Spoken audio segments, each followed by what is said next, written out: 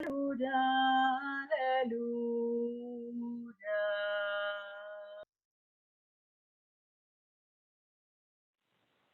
El Señor esté con ustedes. Proclamación del Santo Evangelio según San Juan. Gloria a ti, Señor.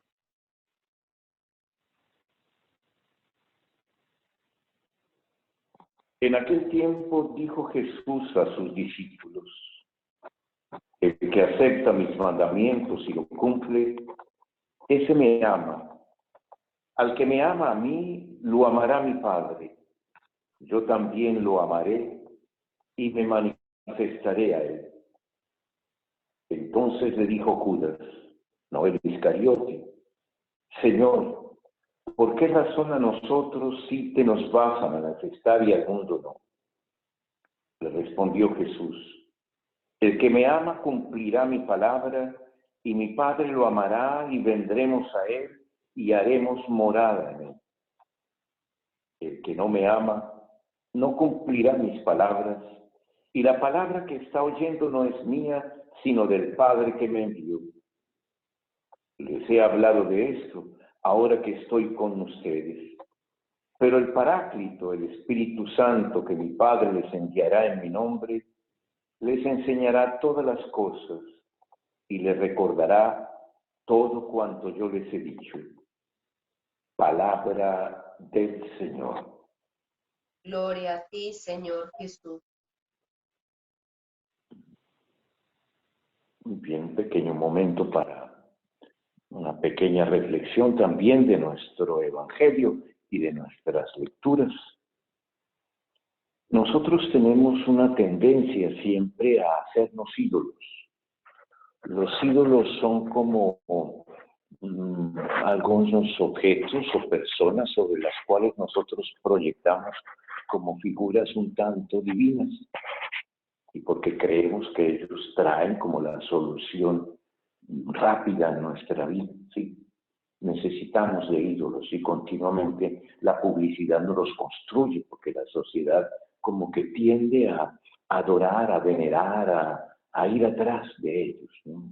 Como si ellos nos ofrecieran como una especie de fuerza, de inspiración. Hay grandes personas que lo hacen también en ese sentido, pero los transformamos a veces en aquello que no son, y es ahí en donde la palabra ídolo adquiere todo su sentido, porque son personas humanas que nosotros divinizamos o las colocamos así como realidades que van a darnos como la salvación.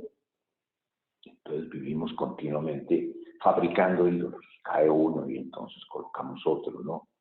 Y siempre como que vivimos con esa esperanza de encontrar uno que realmente nos salve, nos llene como el sentido de nuestra vida.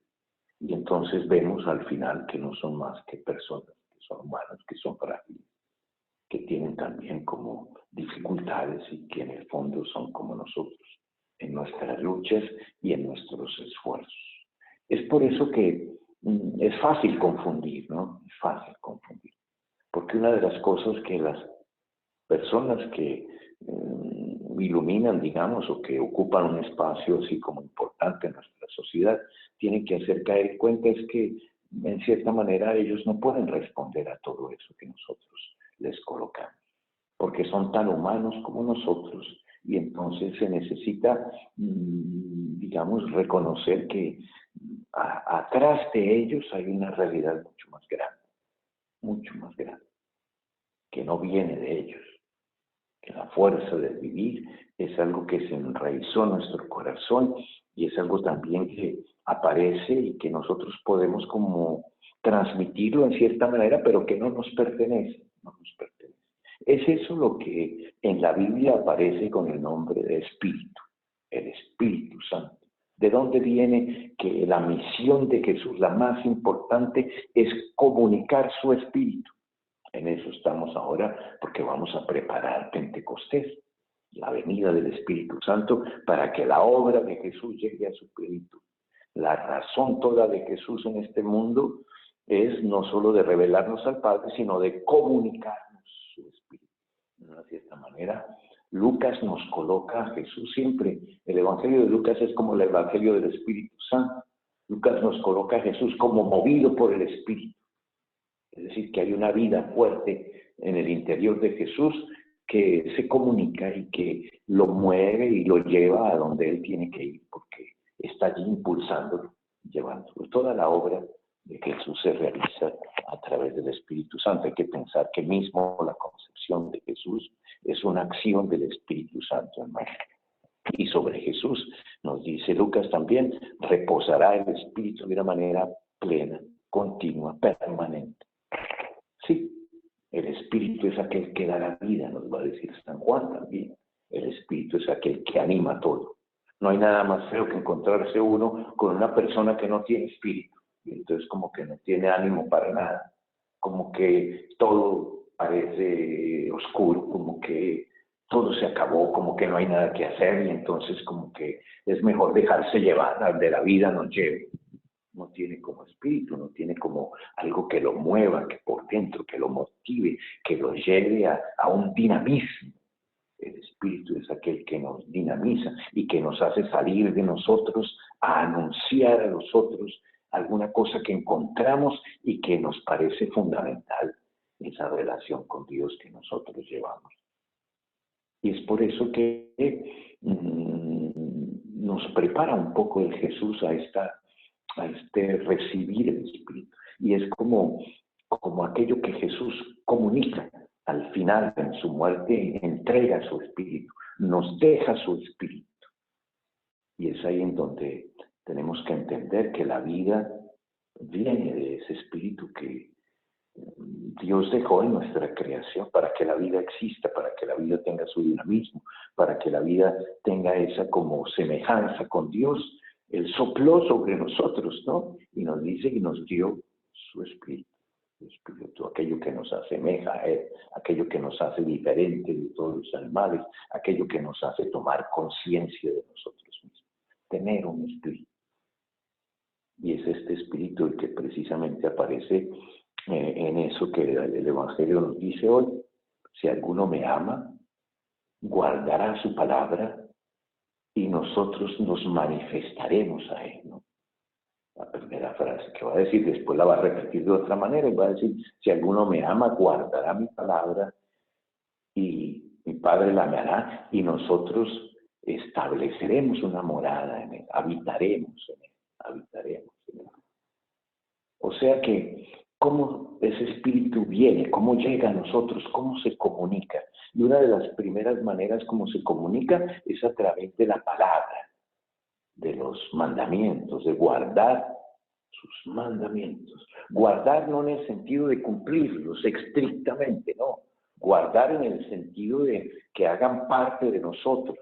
Ese es un término que se utiliza también para María, describir su actitud en frente de Jesús. San Lucas nos va a decir, y María guardaba todas estas cosas en su corazón, meditándola. El verbo teren, guardar, significa como contemplar, es un poco contemplar, ¿no? Y escuchar la palabra y hacerla como en nosotros alimento, de una cierta manera. Es una palabra que nos transforma, meditarla continuamente, hacerla nuestra y amarla en lo profundo del corazón. Sí, para poder transformar nuestra vida, tenemos que contemplar esa palabra que Jesús nos deja. Y tenemos que contemplarla guardándola en nuestro corazón, meditándola de tal manera que ella sea capaz de iluminar nuestra propia vida y de transformar allí tantas cosas que se tienen que transformar. Y es así como el Espíritu va a hacerse presente en nuestra vida. El Espíritu llega a través de la palabra de Dios. La palabra trae consigo el Espíritu, porque es la fuerza de la vida. Lo que yo les estoy tratando de comunicar no es algo que viene de mí, es algo que alguien me lo dio y que yo lo transmito también a ustedes, como nos va a decir Pablo también. Y entonces les estoy dando esa palabra de vida que tiene que darles a ustedes el Espíritu que los transforma, que los cambia, que los renueva. No hay nada más duro cuando uno dice una palabra y el otro ni reacciona, ¿no? Eso significa que la palabra no llegó y que el Espíritu no está allí, que es una palabra simple, transitoria y pasajera, que no va más allá de una palabra que no tiene fuerza, ¿no? Aquí se trata de una palabra que lleva consigo el espíritu, la vida, y por eso no se trata solo de escucharla, ¿no? Se trata de guardarla y de contemplarla en el corazón. ¿De dónde la importancia de la oración? De contemplar esa palabra. Nosotros llevamos a veces recuerdos de aquellos que dejaron alguna palabra en nosotros y esa palabra como que se repite y nosotros la guardamos y la comprendemos cada vez más y ya lo llamamos a veces como dichos que yo guardaba de la sabiduría popular, ¿no? Pero aquí se trata de una palabra más fuerte que lleva consigo el espíritu, ¿no? El espíritu. Guardar la palabra, es contemplarla. Contemplarla es como la actitud de una mamá con su hijo, que mira a su hijo y que lo ve todos los días, intenta como conocerlo y sabe y describe hasta los gestos que él tiene y se da cuenta cuando él está de mal genio y cuando está alegre, cuando está preocupado y cuando está angustiado. Es eso, es esa la palabra, es esa la palabra contemplar, guardar. Eso es la meditar, ¿no? En su corazón, es hacerla suya. Es hacerla suya, es convertirla en vida en nuestro corazón, en una relación que nos une profundamente con Jesús y que se convierte en vida. Ese es el espíritu que está dentro de nosotros y que nos llama a veces a clamar con todo Padre, porque nos hace descubrir también el rostro de Dios que hay en nosotros. Si alguno me ama, guardará mi palabra y nosotros vendremos a Él y haremos morada en Él. La función del Espíritu es hacer de nosotros un templo, lugar de la presencia de Dios. Los templos hoy no podemos ir a ellos. Y nos dicen los templos no es el ladrillo, los templos son las personas que lleguen allí, ¿no? Es que cada uno pueda encontrarse con Jesús y pueda hablar con Él y pueda llevarse después esa presencia también consigo. Guardar la palabra, meditarla, contemplarla y permanecer en ella, ¿no? Contemplándola, guardándola en su corazón. Sí, a veces nos tenemos que contemplar en el sentido verdadero de contemplar unos a otros, para conocernos, ¿no? Para hacer al otro presente en mi corazón y también para transmitir un poco esa vida que nosotros podemos comunicar a los otros, ¿no? ¿No? Es eso, la formación y la educación es eso, la preparación, la transmisión de la fe es eso, no es transmitir un conocimiento, no es dar una conciencia, no, es transmitir un espíritu, una actitud de vida, algo que nos lleva a encontrar la plenitud de todo eso que hacemos. Formar significa dar vida, transmitir una razón, un modo de vivir, una fuerza. Y es por eso que hoy en día la vida ha perdido su sentido, porque no hemos logrado comunicar a los otros ese espíritu que da sentido, que lo explica todo, que nos ayuda a comprender todo, que camina con nosotros y que nos lleva más allá al encuentro verdadero con nuestros hermanos. Vamos entonces a ofrecer esta Eucaristía y porque en estos días nos preparemos un poco a la contemplación de la palabra, a recibir ese Pentecostés como la plenitud de ese Espíritu de Jesús que tiene que vivir en nosotros y que tiene que hacernos dinámicos, que tiene que hacernos como entusiasmados con nuestra vida, con nuestra misión en el mundo, con lo que realizamos. No es una mamá que lleva sobre sus costas así con tristeza el trabajo de cada día. No es aquel que llega a la casa agotado y bravo y hace sentir a los otros que son un peso que yo llevo porque es un peso grandioso y me incomoda, pues. No, el dinamismo de la vida, el espíritu de la vida. Y es ahí en donde en nuestras casas tiene que haber esa luz, esa alegría, esa paz interior en nuestras luchas que nos muestre que es ahí en donde se encuentra la fuerza de vivir. La fuerza de vivir no viene de no tener problemas, de no tener obstáculos, de no tener dificultades, no. La fuerza de vivir viene de la razón que yo llevo dentro para que esos obstáculos que parecían inmensos se transformen en obstáculos pequeños que yo puedo ultrapasar, tener la perseverancia para ir más allá. No quedarme en el primer obstáculo que tengo ya sentado, porque el espíritu no me alcanza para ir lejos, ¿no? Entonces, que sintamos como esa fuerza del espíritu que la iglesia y que Cristo nos da para enfrentar nuestros sufrimientos, claro, para hacer nuestra vida más fuerte en frente de los obstáculos, de las dificultades, para encontrar también como esa razón que nos lleva a ir más allá en todo lo que nosotros estamos realizando. Pero para eso tenemos que contemplar la palabra. Tenemos que entrar en ella, en saber que Dios nos llama a la vida y que cada palabra que nosotros recibimos es para guardar en nuestro corazón, para pensar un poco en eso, ¿no?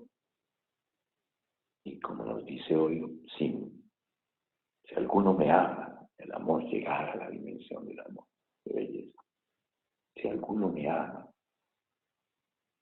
no es si alguno me entiende, no es si alguno me escucha, no es si alguno es inteligente, no. Si alguno me ama, entrar en esa relación que nos comunica el Espíritu, El Espíritu viene del amor, que se me comunica y que yo lo vivo como una alegría que llega a mi vida y que me da la fuerza para ir más allá absolutamente. No nos quedemos en las primeras dificultades. Una de las cosas bonitas que la Madre Teresa decía era,